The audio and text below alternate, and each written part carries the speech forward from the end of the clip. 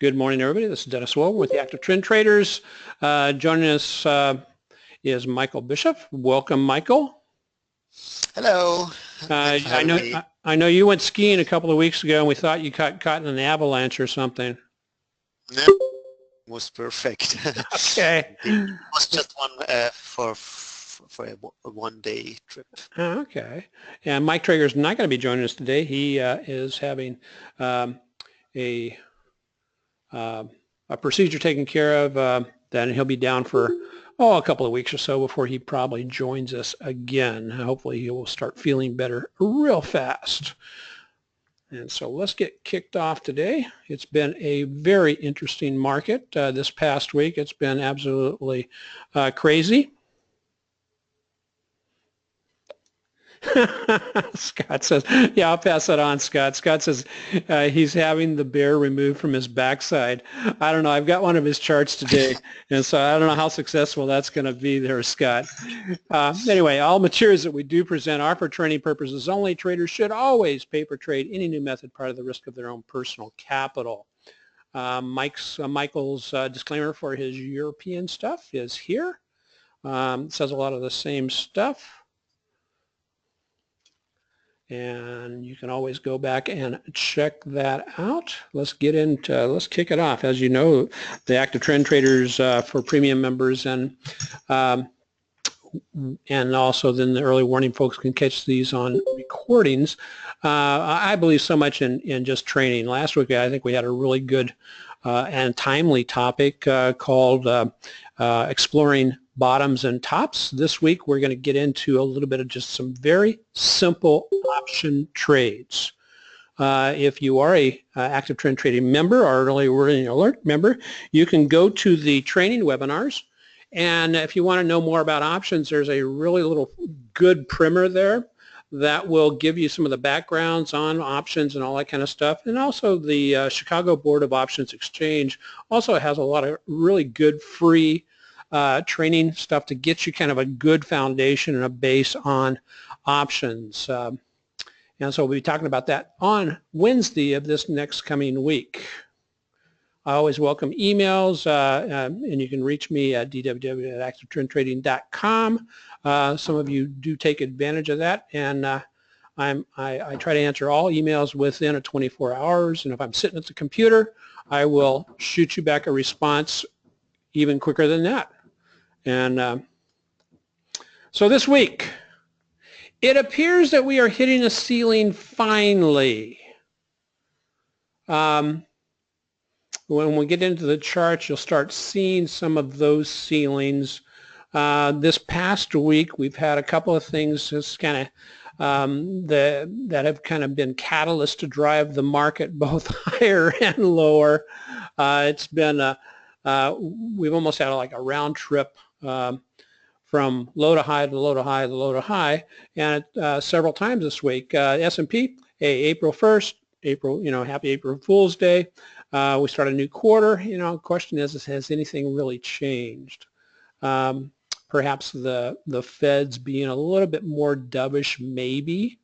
NASDAQ, support to resistance, anticipating a pullback to support. Russell, same thing, support to resistance. And since we've had an uptrend that's been going on now since February 11th, 8th to 11th, somewhere in there is when we bounced. Any kind of pullbacks back to the 8 or 20-day moving average need to be treated as opportunities for longer, long trades, even if it's just for a very brief time. The market right now, Michael, as you probably noticed, and I don't know if the European market is trading the same way, but the market, the U.S. market has been going in fits and starts, just bouncing back and forth between support and resistance. Is that what's been happening with you guys over there in Europe? Yes and no. I mean, the big pattern is much worse or more bearish. Okay. So I think there's no market that really and then currently everything you look at, you have always keep in mind that the dollar in this quarter declined about 5 to 6% to the Right. major currencies. So that makes a little bit everything different. Plus, the countries are smaller, so I would say every country has a different industry mix. So in Switzerland we have the strong franc, we have pharmaceuticals and finance, about 70% of the index. So so it's no wonder that the performance doesn't look that good. Okay. So and Germany, and that's also something you should just keep in mind. Germany is basically an industrial index, so it is more related to China than and the global economy than for instance Great Britain, that have a strong finance sector. okay. Now, is Great Britain also very strong in service-oriented industries?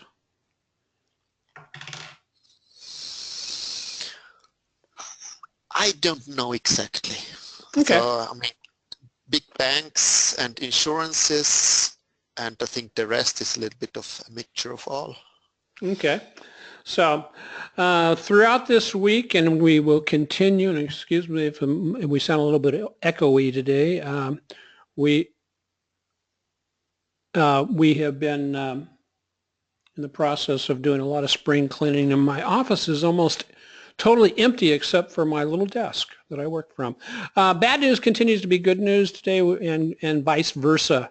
The jobs report, which everybody is waiting for today, which they will come back and say that's what was the catalyst for the initial big sell-off this morning, was treated as good news. In other words, the economy strengthening was good news. However, the index is treated as bad news because if the economy is stronger, that will give the Fed more impetus to raise rates.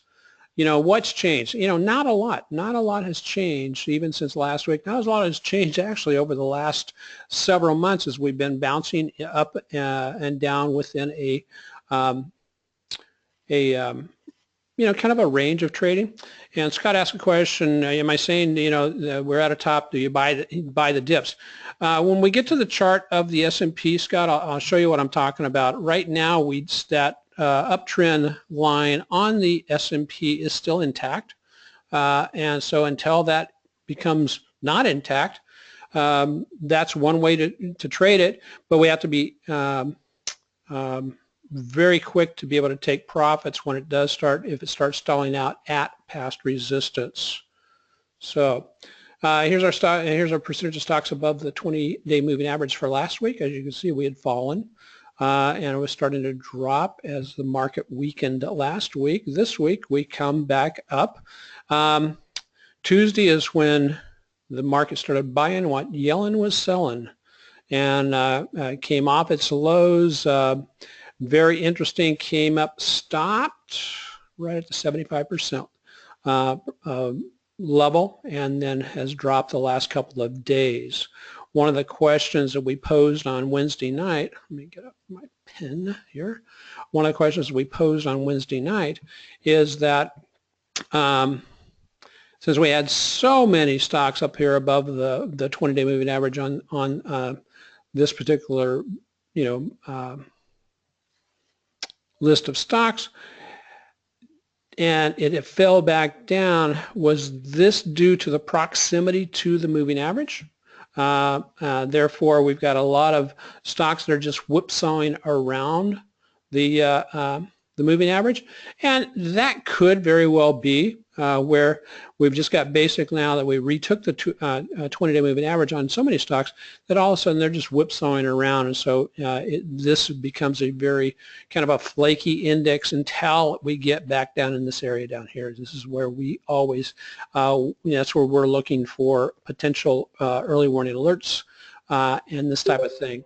Now on percentage of stocks above the 200-day moving average, we've been watching this. We started to level off today a little with, today being the first day of April. We started to level off a little bit. So it's still, way early in April to be able to come and say, okay, here's what we can expect, because in reality, we don't know. One of the things we do know is that the S&P is still working on this pattern.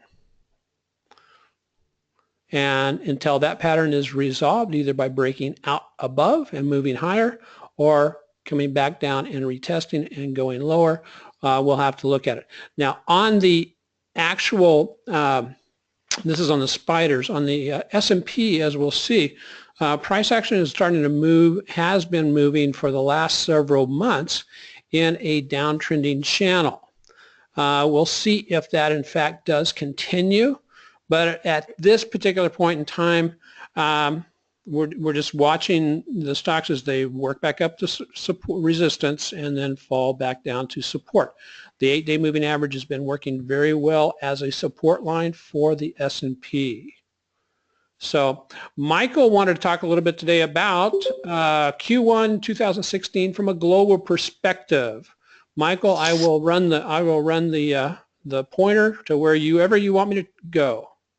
Go right ahead, man. Okay, I gathered there some figures from the Q1 2016, and it's been really a rocky quarter with a lot of records, and I just listed there 4. One record is downturn US dollar in 1 quarter. That's a 5-year record. Then catching up after 10% correction within 1 quarter. That's almost an all-time record. Last time 1933. Then a collapse in volatility within 25 years. It's an all-time record. And so basically within 25 days volatility went from extremely high to extremely low. And what's not a good sign is that after quarter 4 to 15, this quarter has been another one where the so-called smart money kind of leaves the market or goes short. And what's even more interesting is that they did not leave the market in January and February, but they used the rebound in March to leave the market. So, hey, Michael, a question from some of the attendees is, how do you monitor the smart money flow? It's a good question, and I can't fully answer this. I looked a little bit around, and this source, Bank of America, Merrill Lynch, that's a study they run every quarter, and it's published, or it's a lot of reports refer to this, but I take it as a homework to really have some background how solid this thing is. Okay, excuse my alerts going off in the back. I don't know if you can hear those or not, but my submarine klaxon is going off, yelling, screaming, dive, dive. So anyway, Yeah, this particular one here is from Bank of America / Merrill Lynch that I highlighted for you, Michael. Yeah, and then if we go through the markets, then at the first glance, you will notice that the DJ Euro Stoxx 50, that's the kind of the DIA of Europe, had a lousy performance, -8% this quarter, and if you compare it to the S&P, then it's you're almost flat, yeah. Yeah. But if you consider that in this time the euro US dollar changed, as the US dollar got 5% weaker, then we are almost in the same territory. And I think all the stock, the US stock markets, I mean, if you compare it to the price of gold and commodities and other currencies, the performance looks much worse than just the dollar figure. Yeah, it's very interesting. Now, what's this right here? UUP, that's I think the biggest ETF that just mechanically invests in the major world currencies. Okay. And basically, if the US dollar goes up, then you have there a positive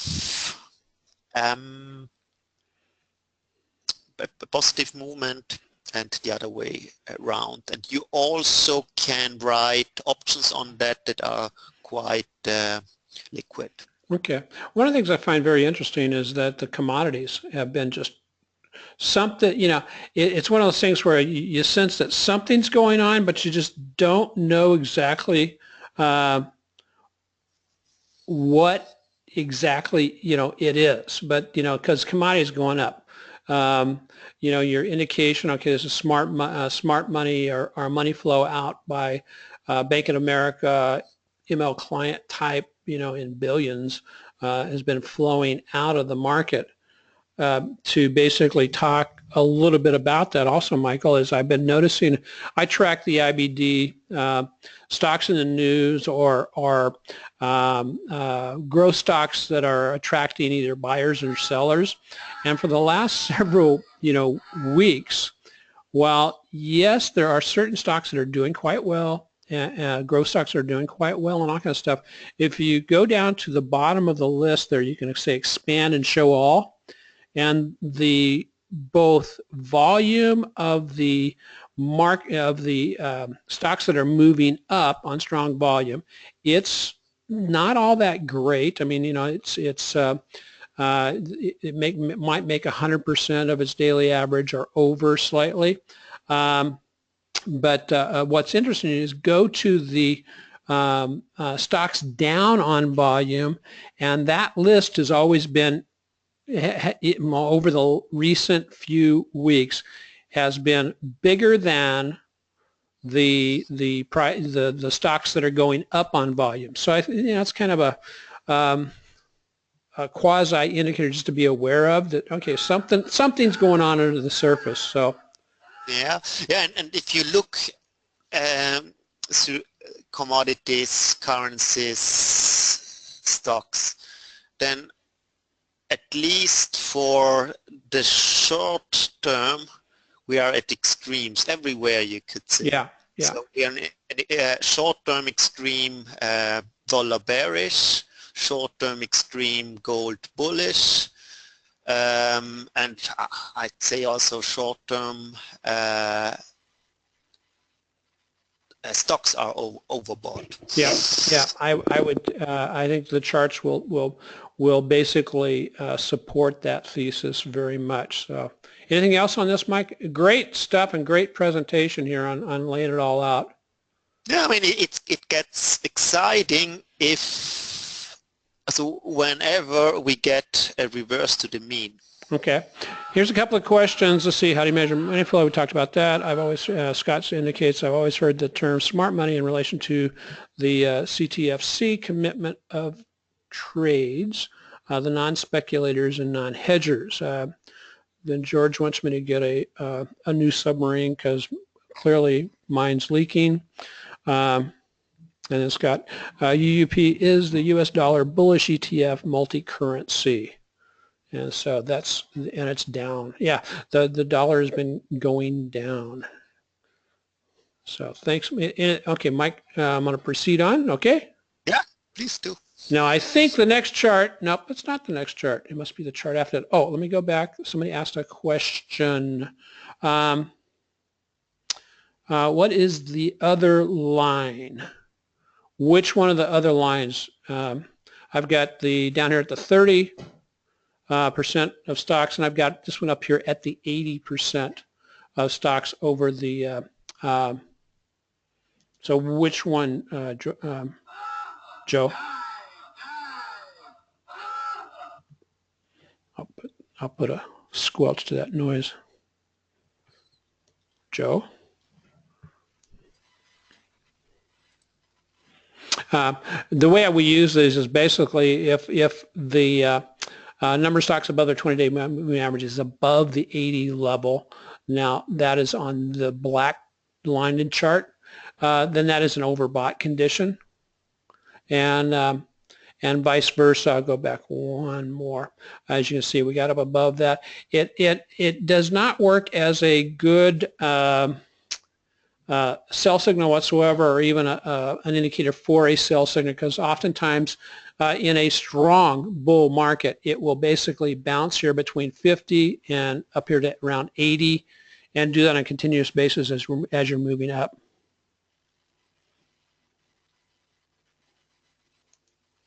And so, yeah, Scott, it's an indicator that the reason I'm getting the klaxon fire off is it's an indicator that I'm looking at from it going from oversold to overbought really quickly. Okay, let's move on and start looking at some charts here. Bam. As of 9 o'clock this morning, wild action in the market this morning. I mean, we went from, you know, kind of a gap down open to basically just about back to even and or a little bit above breaking even, which is very interesting, but still maintain and contain within the levels of support and resistance that have been identified recently on the after-hour report by the active trend trading. Dow, it's up about 1.64, so it's gone up almost about 1.5% for the week. The S&P has gone up about 1.5% for the week. This is at 2059.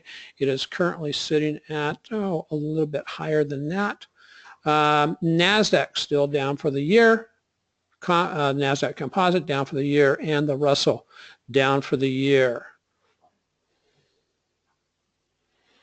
And so what are the charts telling us this morning? Let's go on and over here and take a look at the S&P. S&P on a daily basis. We came up on Wednesday and touched off of, got really, really close to this past. There's a resistance zone up here that functioned very well.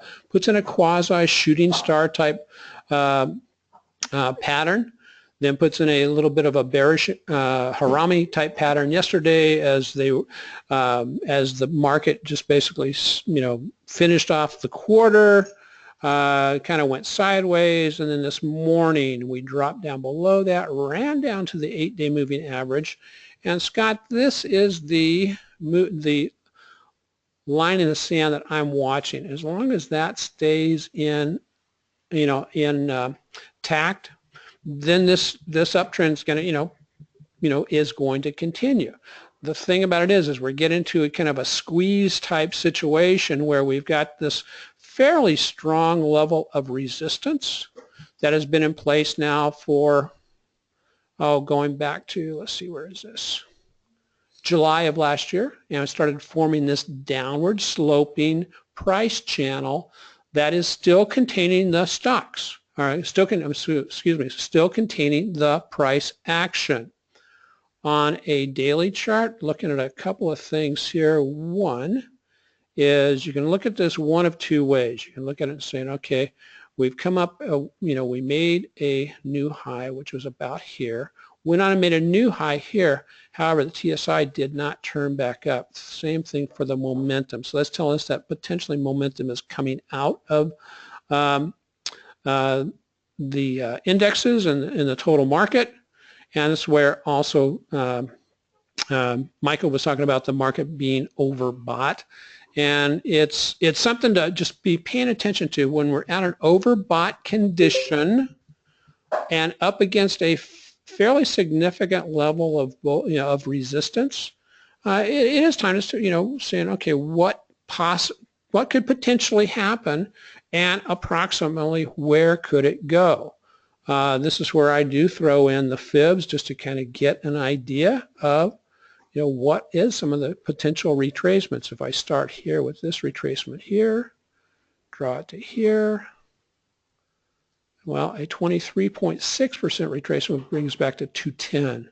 And a 38.2% retracement would take us back to this level at 1971, which happens to have a lot of confluence from other moving averages, where that would be a legitimate and a really nice pullback to potentially go back into an uptrend. At this point right here, because the 8-day is working very nicely as a level of support, one can, if you're sitting there watching your computer or you set it up in a conditional order, one could trade it off of the 8-day. The only risk in doing that is if it hits the 8-day and then blows through it, you've got to be ready to get out of it fairly quickly. Again, the way I'm looking to trade this right now is see what it does in this resistance zone, see if this uptrend stays intact, but go ahead and look at the potential trades back down to the downside because it has completed its trip up to the upper resistance zone line from this downtrending channel. Is there a potential it will overshoot and fall? Sure, if that happened, and again, it depends on how you draw your trend lines in, but that happened, back in November, where it shot up and then dropped back to low. And so that's the way I will use my trend lines, is if I get a little where Pinocchio sticks its nose above it and then fails, especially if the indicators are looking like they are overbought, that's a good way to trade that. Secondly, on the weeklies. Now, the weeklies, look a lot stronger on the S&P. The true strength indicator is continuing to push higher, has not even given any signal whatsoever that it's ready to rest.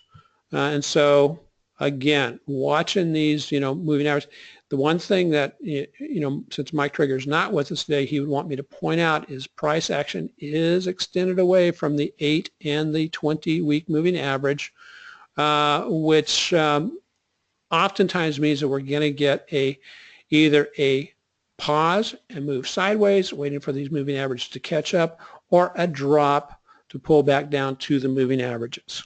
And that's what I would look at. Again, I'll be looking at if we do, if this price, this downtrending channel does stay in effect, and we follow a similar trajectory down to what we had here from this high to about there, and I'm probably not going to be able to, but if it maintains that symmetry, and pull this over here, oh yeah, okay, good. That will put us, down here at about, which is a level of resistance, but down here about 1782, and approximately when? Approximately the middle of June. This works out the middle of June, that potentially works out very well for the theory that we're carrying right now, that 2016 is emulating 2008. But, we won't know until it actually happens. Ooh, drawing. Take a look really quick at the NASDAQ.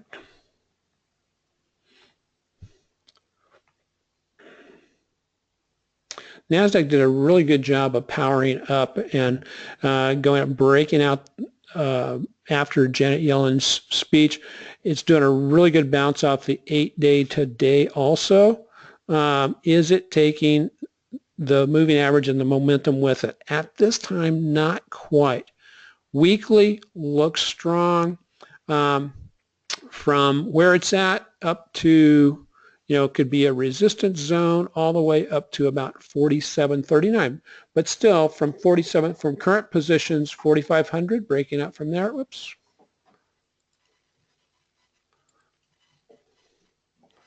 Would be a move of about 5%. And that would be kind of interesting if that, in fact, did transpire. If we look at this,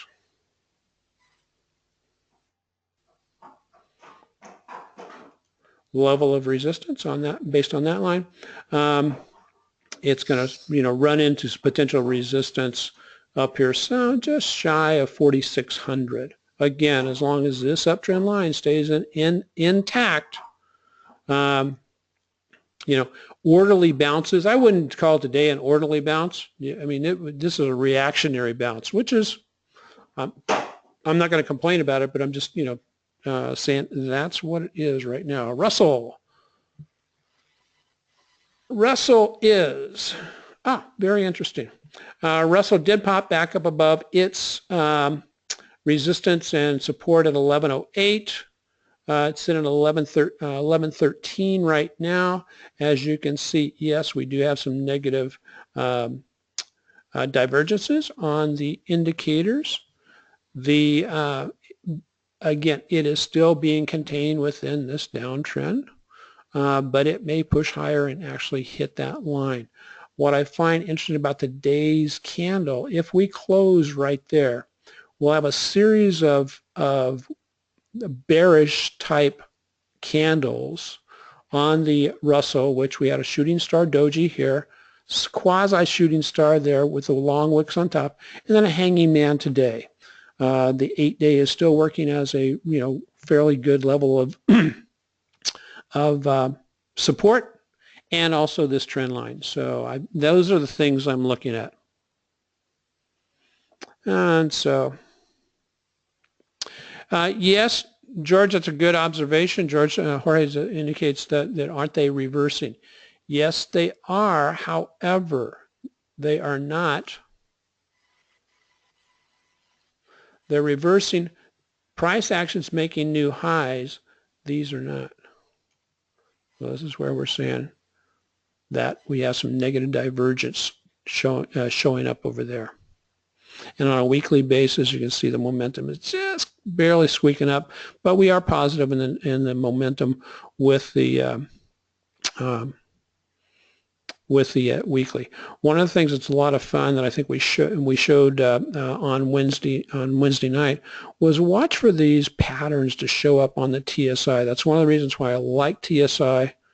One of the reasons I like TSI more than stochastics, because you can basically draw on these new levels of support. Like here's a nice, head and shoulders type pattern. Once it breaks, it fell nicely.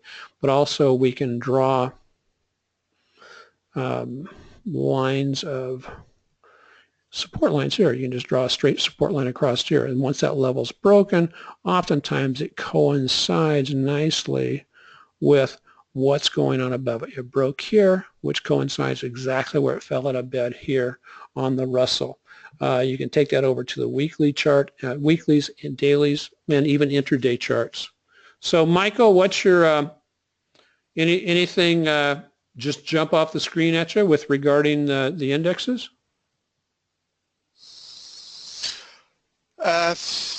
Not really. I think it's interest. We reached interesting levels, and at least I'm currently more in the with the strategy. Just wait and sit. Maybe play a little around, but don't try to play the hero. Yeah, yeah, yeah. So. Yeah, sounds good. Any questions from anybody? Let's see, make sure I got all the questions. Could you expand on why the 2016 could be like 2008? That's a great question. Kind of a similar type of thing, and I'll come up bring back up the SPX, Joe. And on the weekly chart here, let me make this bigger, maximize sell. And I'll give you a taste of what we're looking at here. I mean, it is not going to be exact, but as you can see what we had back in 2008. Okay, we've had basically a longer topping type motion here in, since 2014, about midway, first quarter 2014 to halfway through 2014. We basically started this rounding top. And now we're in a downtrending channel, which we're up at the top of that channel. And if one, from a technical analysis standpoint, you would expect, until this is broken to the upside, for this downtrending channel to remain in effect. Well, what do we have going on back here in 2015? Here's what we're talking about. Basically where we went several weeks, starting in, actually starting back in about the end of January 2008. We came back, went up and retested the moving averages, and then ran up a second time in March all the way through the end of May, or mid portion of May, where we basically did this. And then basically we broke down from there to move lower. But again, this here was a very nice move. I mean, this move here was, a good 14% move on the S&P from low to high, and then it broke down from there and started to stair-stepping down the line.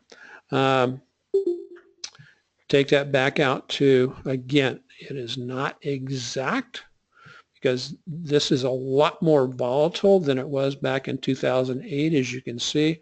But we're getting a similar type pattern. We came down first part of, here we go, right in here. We came down first part of January, put in a low, bounced back up to the 8-week, fell back down in the first part of February, and now we're working our way higher again. Will this drop here? At this point, who knows? But at the same time, all we can say is we know where our strong resistance is, and if we are to anticipate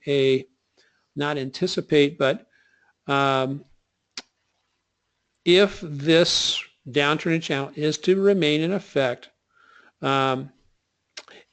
it can't have a break to the upside, because a break to the upside would probably take us back up to this level here, the 2127 level. Is that a potential? Sure. And the point is, at this particular point, it's not a time necessarily to go long until we get the retest. And we've got a really nice little pattern where we've got some good support down anywhere from the 2020 area to 2040 area. And so,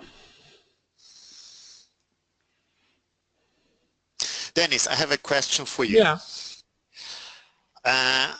What do you think about the rumor that the Fed don't want a Donald Trump as president, and so they will do everything to make this financial year going smoothly? Without getting too deep into that, Michael, I think that I wouldn't say is necessarily, for that's an anti-Trump thing as much as just a pro-Democrat thing. They would like to, because I mean, they follow Keynesian economics primarily, and that is something that is basically, supported by the Democratic Party and in their belief structure, and so without getting too much into it, I think that they're actually just more interested in making sure nothing damages the market too much this year, simply so that won't be an issue for whoever turns out to be the Democratic candidate. Yeah. Well, I hope I said that and didn't step on anybody's toes or anything. So, question: Pierre has a come back to your comment about the number of stocks up on volume versus on that. Yeah, I don't double check the EPS on it. I am basically taking that right from. I will show you exactly what I'm talking about, Pierre. It'll only take a second if I can get if it will come up.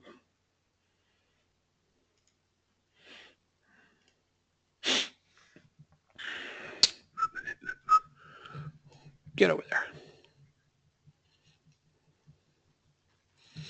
Okay, go over here. And basically, it is in this area here where it's the stocks on the move aspect.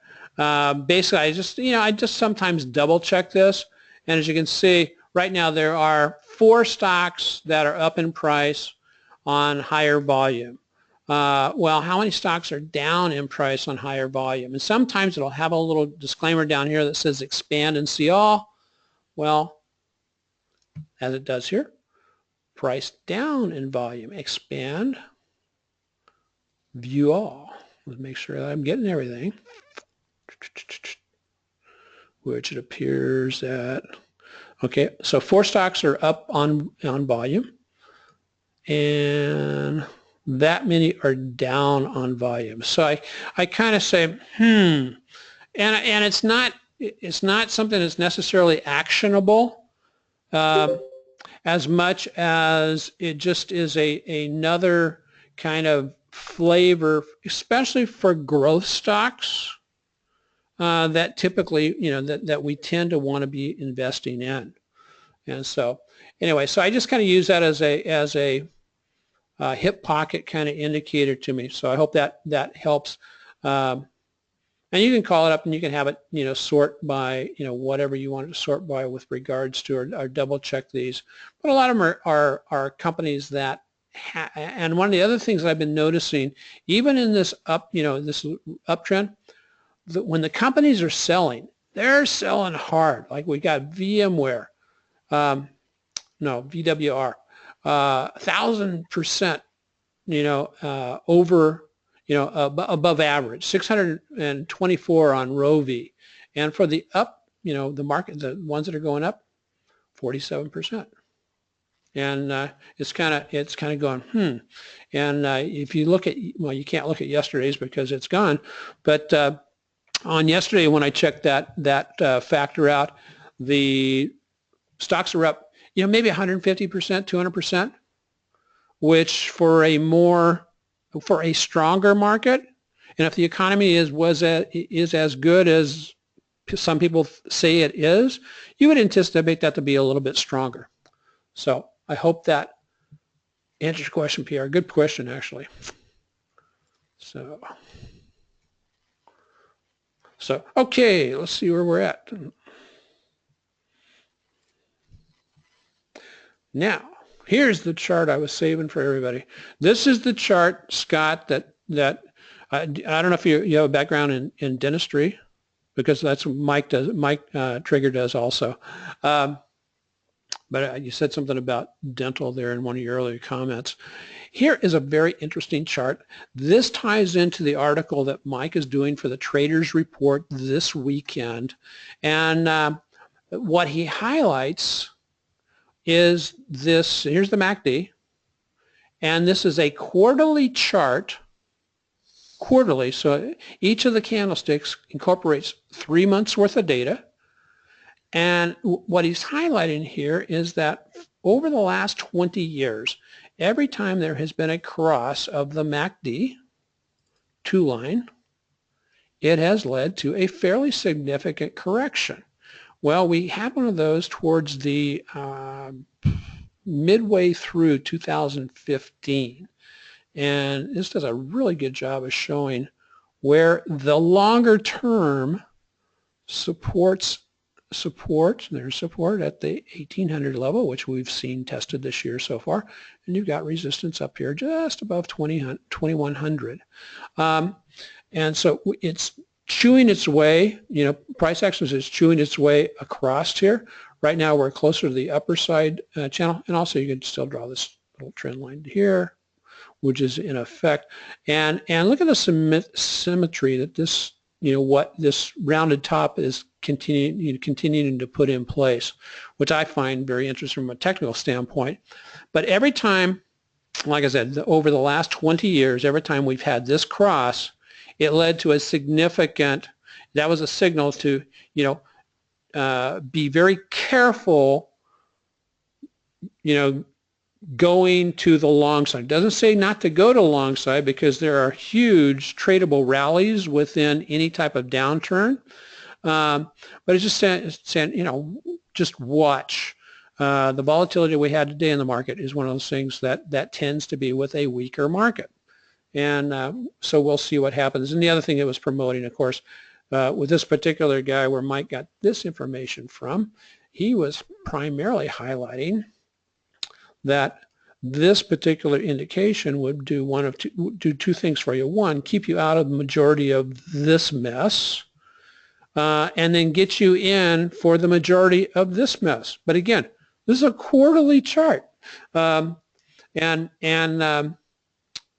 it would take some real patience to be watching that. But it's something to, I wouldn't watch it every day, or I wouldn't even look at it every day, but maybe once a quarter, or like now, take a look at where it's at, and allow you to draw some stronger, longer term trend lines in there. What do you think, Michael? Good chart, huh? Yeah, impressive. What I'm wondering, I have no answer, and I think nobody really has the answer. How many of these things are kind of not valid anymore because of the high frequency traders and algo traders? Yeah, that's a great question. Because I knew a guy who was really good in intraday trading for a decade, and in the last 5 years he basically lost. He couldn't run the business anymore. Yeah, I think that the high frequency trading is going to have to be in place for a little bit longer before we have a really good idea on what the effect and impact is. And who knows, maybe this larger rounded top with these bigger swings is related to that somehow. I don't know. Our job as the individual traders is just to figure out not to over anticipate, but learn where we can actually jump on board to participate. And so, a good question. So path of least resistance. At this particular point, I think that the path up is very close to a level of resistance that will potentially be tested next week and may actually get busted and broken through. And if the downturning channel is to remain in effect, then I would anticipate that we would start to pull back a little bit on that. But that pullback, we may just bounce along the top of that line gradually. And we have 401ks and IRAs being funded through the 15th of April. And then we'll see what shakes out after that point. So that's why I was saying, Scott, is that on the pullbacks to the moving averages, that could be, a potential entry for a trade, but I will go in at probably less of a position size than I'd be looking at earlier in the uptrend. Again, these are profits we've taken off the table with active trend trading. Had a really good trade on SPX today. That started yesterday, and we are from April on. My biggest challenge is to get past the first quarter with positive actions across the three strategies. We'll be focusing on strategy 1, moving forward into the next few quarters, both from the short position, shorts and longs, waiting for that to transpire. This weekend, if you're in the San Jose area or you want to join us remotely, you can join us for the monthly Bay Area Moneymaker meeting in San Jose. And I find it quite interesting, the timing of this. I was talking to Ashish Davi, who runs the, I want to say, Sunnyvale group for an IBD meetup group, and he said, I want to talk about when to close trades. And he's going to be talking about targeting profits and also when it's time to just take your money and run. And so I'm interested to see what he has to say, but I thought the timing was really, really excellent. If you're just remember the active trend trading, we try to focus on the 5 pillars of active trend trading, what to trade, quality IBD growth stocks, our index ETFs, when to enter, when to exit, what strategy we're going to be using, and then what to expect. I believe that all strategies must be connected back to a system. Oftentimes I see traders, they start working the strategies, but they really aren't connected back to, a simple one-page system that will help keep them out of trouble. And so that's what we focus on with active trend trading. If you're watching this or you're not a premium member yet, you can join the active trend traders for, limited time only for 40% off the regular monthly price and the early warnings for a savings off of the yearly price. You can take advantage of these at this website there. Oh, and the one slide I didn't change. So anyway, we'll see you guys next week. We can look at a couple of stocks. I've got to get out of my office here shortly because I've have some people coming to shampoo my rug. And so we will see you next week. Trade wisely, trade profitably. And Michael, thanks for joining us. Now I'm ready to look at some stocks, guys. Tesla, I'd say, is the stock of the week. A lot of action. I passed by a shop in Zurich. Yeah.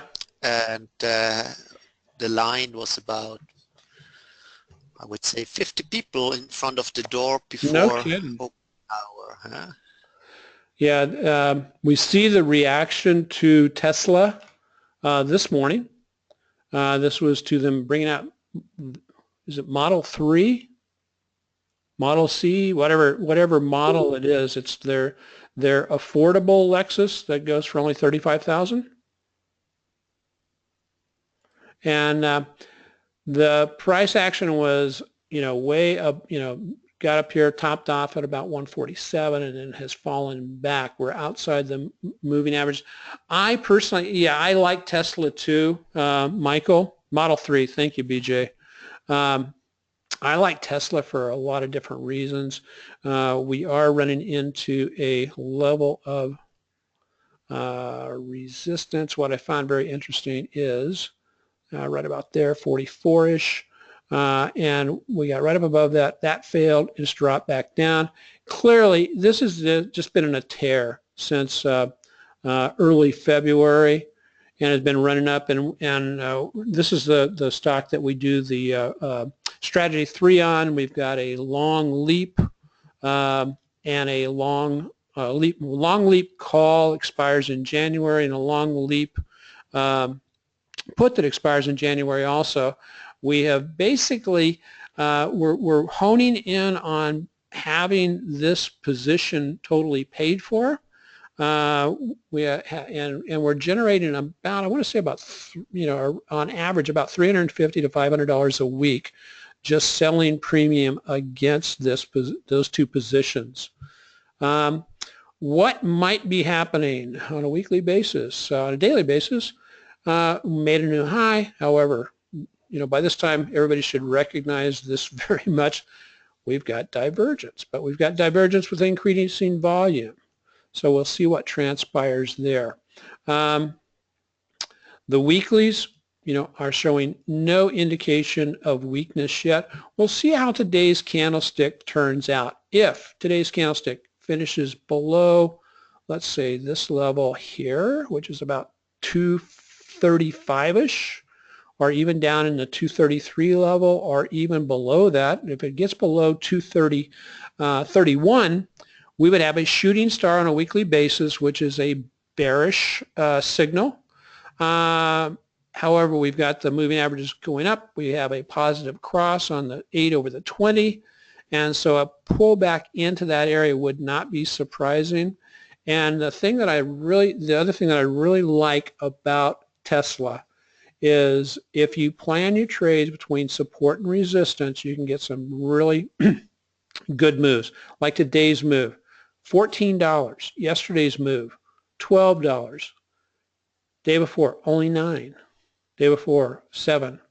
But it has a very good daily ATR. So Joe says that Elon Musk reported 198,000 orders for Model 3 this morning.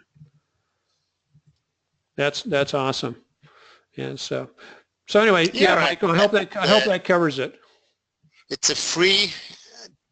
They have 130 million a credit for free. Huh? Yeah. Tesla. Yeah. Clever strategy. It's so funny, the Tesla, and those of you who are around the Bay Area here, what was that other environmental company? Oh gosh, what was the name of it? That Solar City. No, not Solar City. No, that's not related to Tesla. It was but anyway, over on the 880 highway, its factory, Solyndra, which was a big FUPA mess up and all that kind of stuff. But what's very interesting is they did a lot with government money, if you will. Just like almost less than a mile up the road is the Tesla plant, and it's kind of cool to see. Here's one that was primarily, they get some government, a little bit of government subsidies, but it was primarily, done without, just such a large amount of government subsidies. Yeah, Solyndra was, they were doing the solar panels that turned out to be really junky. So it's so interesting that two companies be so close together, so diversely different. Elon Musk continues to be a really great entrepreneurial type guy, and the other company was just almost bound for failure from the very beginning. So that covers that. What else you got, guys? REGN. Oh, nice move up. That is an excellent explosion move. It is basically just about back up to its resistance. On the weekly chart, it looks like it's wanting to turn around. I like that volume coming in, so it's got higher volume for the week.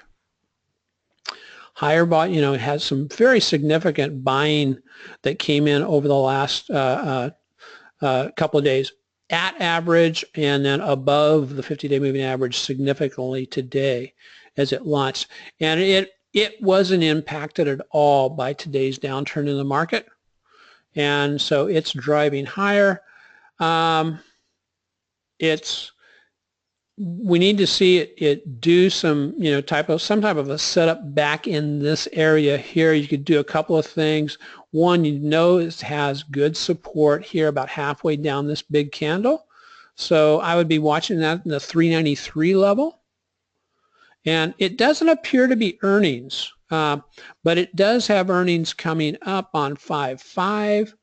I mean, they may have done a pre-announce. Do they know who suggested it? Eric, do you know if they pre-announced today or anything?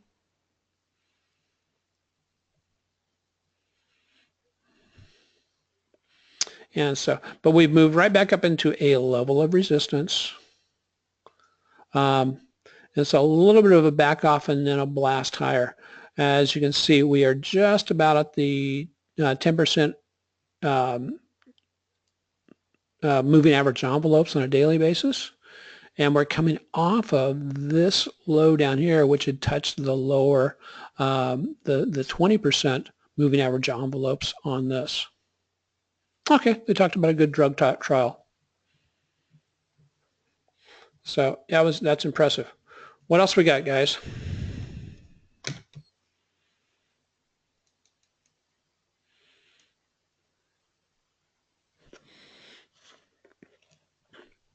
One of the items that it's a ETF, but it's got some good option motion on it also is TLT.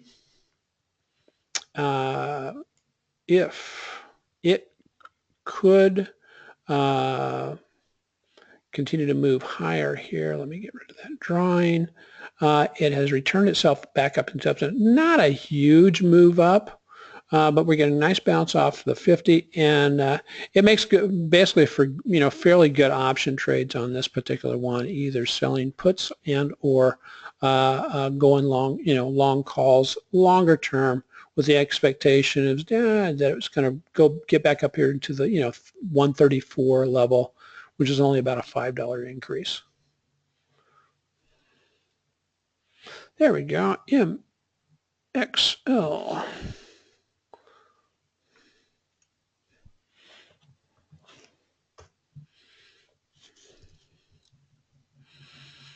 Okay.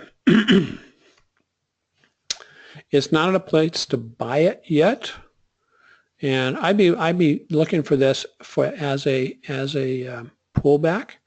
What we may find on this one, put up here, is that if you're looking for some symmetry of moves, I like this. It basically went up to here, which is about the same as going from here to here, and then it leveled out for a while, came back to the 8, and then bounced higher. And it's kind of done that. It moves in that kind of a stair-step type process.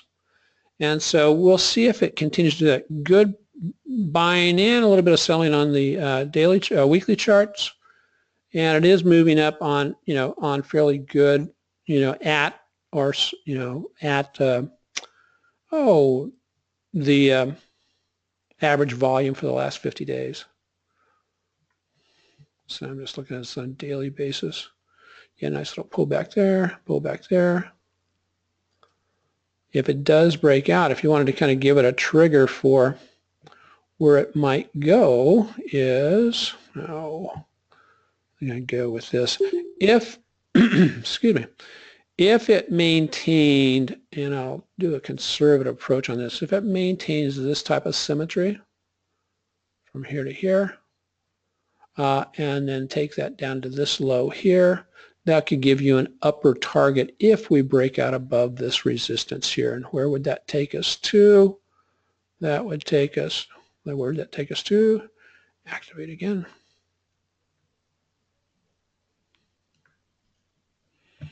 And that, a symmetry of move would take you up here to about 2076. And okay. Hey guys, that's it for today. We are at our one more AHS. One of the things I've been studying here recently is taking a real hard look at Fibonacci retracements and also symmetry of moves to help define better levels of potential targets for profits and also pullbacks. I'm very somewhat amazed at how well individual stocks and even the indexes themselves will follow this symmetry, where it tends to move the same amount and then pull back. Move the same, and then pull back, and actually pull back the same amount too. And so one can take a look at that to help encourage patience and when, and also target when to be getting in and out of stocks. We're going to be talking about that on one of our Wednesday night sessions here in the near future. What we got going on? Crummy volume as it's breaking out and pushing higher, and just broke out of that level slightly. And new highs with negative divergence. And so on AHS, I would definitely not be a buyer at this point, and it needs to consolidate a little bit more of this big gain. Good buying here, and so this may be just the initial part of a fake out rather than a breakout. So I hope that helps, Pierre. So with that, we'll bid you adieu. Thank you, everybody, for joining us today, and we'll get this recording up shortly. Thanks, Michael. Bye, Dennis.